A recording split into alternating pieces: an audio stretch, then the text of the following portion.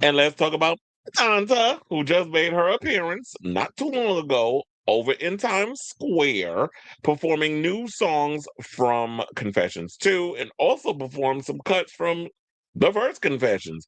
She came out on top of, well, let's put it up. It was cute. Okay, so in the beginning, let's start at the beginning, where they basically just showed like the little grinder interview Q&A thing about sexual positions, all other stuff with Bob the drag queen, a bunch of other personalities.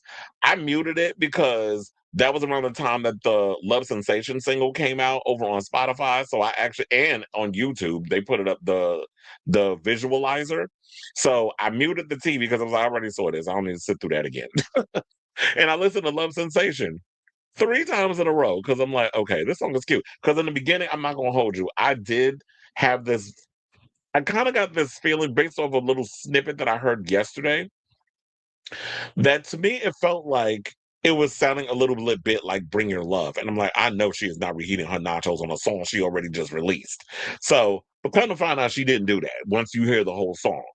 And it's definitely a vibe, and I definitely feel what she's going for with this album so far. So far we got 3 singles. She started out with "I Feel So Free," where she was like laid out with the veil on her face, similar to the album cover, on top of the DJ deck booth thingy bajingy, the table, the desk, whatever the fuck you want to call it. Stewart mixing behind her, and then she goes into the Bring Your Love sing a song, which I need that remix. I don't know what remix that is, but I need that remix. That remix, I actually like it better than the original song. And then, of course, she performed Love Sensation. She had a bunch of backing dancers. I know a lot of people are going to compare this to her. Oh, yeah, I mean, I'm a Charlie XCX because Charlie XCX did something similar. Charlie XCX is not the only one that also performed it. There's been other performers who have performed in that little area of Times Square. Which I think is kind of cute. They have this little thing that opens up, and there's a little stage on the inside, and they perform. So, but I also forgot to mention Kevin Aviance DJ'd before Madonna came out and performed, or whatever the case. I wonder where that little spot was in Times Square they was at. So Kevin was on the decks before we got to Stewart and her performance, skipping around. This is what happens when you don't write notes. This is me off the top of the head. And um, so he was playing a couple of tracks, had a couple of cute boys around him shaking what little ass they thought they had. And then we got into Madonna coming out on stage, and you see her here. First of all, let's get into Madonna. The hair, the body, over. She was everything. I'm sitting there thinking, like, this bitch is 67 years old. And if she had any kind of surgery, which they did get a couple of shots at that botched booty, which I must say look way better than it did before. And look, it don't look like like shitty diaper booty, like what Cardi has. And that's no shit. I love you, Cardi, but your booties do look like it do look like it's shaped like you got shit in a diaper back there need to be changed. But booty looking good. Everything is looking good. The body is on point. I'm like, at 67, this is how she looked. If there was a little surgery to help her sculpt a little bit, money well spent. But I do think that she also does work out and do strength training and all the other stuff, which she has shown us that she has been doing. And she was doing that during, once she was in the ICU and she almost died. She was working on, once the tour and everything was done, getting her core strength back and her physicality. I also love the fact that, yeah, she wanted to be up in there giving all that full 110% energy that she normally does. First of all, I was scared the whole damn time because the way that whole stage is set up and is like hovering over people, like if she went over that glass, it'd be curtains for her. But it's so small and restrictive. So I could totally understand like the limitations that she really wanted to kind of like thrash around and have a good time. And hopefully she'll be able to do that on the tour. But I do hope that she paces herself. Girl, we don't need you out here throwing yourself around and doing all the like trying to match the 20-year-old dancers with the choreography. You've given us enough. We know you could throw down on a stage. I need you to start just pacing back and forth and doing a little choreo here and there, like how Kylie Minogue works the stage. Kylie don't be overexerting herself. She be focusing on the singing, being personable with the audience, the showmanship, and all that stuff. That's what you need to give us. Just get up there. And she looked like she was having a good time too. I like the outfit. Um, and everything. And so yeah, she definitely looked good. I love the performance.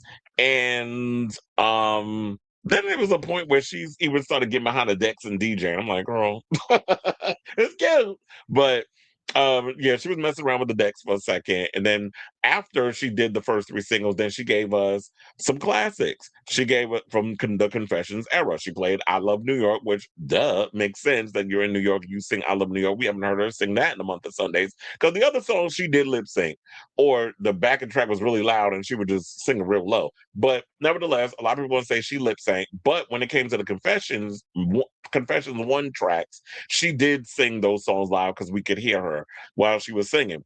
But I think the reason why she wasn't really singing the other song because she wanted everybody to just hear the new songs and get into the studio versions rather than her being like, "Oh, I'm going to do a live version of these tracks. I want y'all to actually hear the songs."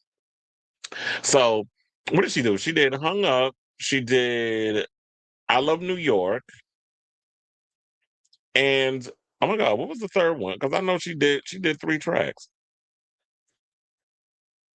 But not you saying she too old to wear lingerie. Speaking of lingerie, they had a drag race girl that was there. I saw Jaden Essence Hall. Oh yeah, I feel so free. I don't know how I forgot that damn song. I just said it earlier. So yeah, no, that was the original song, but she sang three songs. It was Get Together. That's what it was. So and we ain't heard her sing that song since the Confessions tour. So yeah, she did three songs. She did Hung Up, well, six songs. She did Hung Up, Get Together, and I Love New York from the original Confessions album and three of the singles from the new album. So it was good enough. It was like what 30 minutes of a performance, and I have to say that Love Sensation. I definitely like the song and the way that it melds into Sensation melds into Get Together. I have to say that was perfect, and this is what I said that I have a feeling this is what's going to happen with this upcoming tour. I do believe that it's probably going to be a one nonstop melding into each other with the tracks and everything if when she tours that she's going to be performing a lot of the songs from the new album, a lot of the songs from Confessions, so the songs will be blending into each other. And I do think that she will throw a couple of the classics in there, of course, and probably do like different dance mixes of those songs. So great performance. I'm looking forward to the new album. It is literally a month away. We're a month away. Well, a month and a day. Well, not a month and a day. It's less than a month because today is the 4th. The album comes out on July 3rd. And yeah, so I'm looking forward to the new album. She looked great. The dancers were performing their ass off. She even had like a little flash mob dance situation happen in the street, which I thought was cute. Um, so yeah, everything was put together. In a way, I'm glad that I didn't go out to Times Square because I'm like, mm-mm. The first one was too many damn people. Y'all already know how I feel about crowds. I'm already gonna be having an anxiety attack when I have to work this Knicks game tomorrow and have to try to navigate my way through all those damn people in the street because I already saw the videos and stuff of yesterday's game. Which shout out to the Knicks, they won first game against the Spurs. I think it was 105 to 95. But anyway, so and then I saw videos of people like you couldn't get through to get to 7th Avenue. So I'm not ready to deal with being annoyed by a lot of fucking annoying ass people in the streets. So can you imagine like if I had to go to Times Square and I had to deal with a bunch of homosexuals who are always in their damn phone, always like this, where it's like blinders on. They don't give a fuck about nothing else going on around them. Their surroundings, whatever the case is. And I'm gonna be more frustrated with them and me trying to enjoy the performance because we got a lot of self-centered vapid homos out here in these streets that's gonna work my root canal nerve, and I'm gonna be more irritated. So I'm just like, you know what? I'll just stay at home. I'll watch it. And then tomorrow she's gonna be at the Tribeca Film Festival premiering the new video, the 10-minute video with the first six tracks from the album. I wish I could go. They did release some tickets for it. And I was like, I was about to buy it. Then I was like, fuck. I just remember it was gonna be at Beacon Theater. Then I remembered I have to work tomorrow. And I know some people are like, you can call out, child. This is gonna be a historical moment with the Knicks and stuff. I'm not giving that up. So um and I know this is a once in a lifetime thing with Madonna too, but we've had many albums and many a moments with Madonna. So I will cherish those and I'll just get the lowdown from everybody else who was there and or that or whatever what the media is gonna say, and I will talk about it on on the next episode of the show. So I say all this to say I'm really excited and I'm looking forward to this new era. I'm liking a lot of the songs from the album so far. I was a little worried because I was like, when I heard that snippet of Love Sensation, I'm like, I don't know if I'm gonna like it. And then I actually heard the song in full. Um, who sent? I think Felix sent me the link from Spotify, so I listened to it there, and so it sounds good. So I'm looking forward to what Madonna's going to be giving us in the next couple of weeks when we get the full album. We'll talk about it when we get to that point of our overall thoughts. We'll do like a whole little episode regarding the Madonna album situation. So yeah, I want to hear from y'all. What do you guys think of this story? Did you watch the performance? What did you think of the performance? Did you enjoy it? Did you hate it? Do you want grandma to hang it up? Because that's what some of you haters like to say. So, and that's me just being condescending and repeating what y'all say. So let me know what you guys think of this story in the comments down below.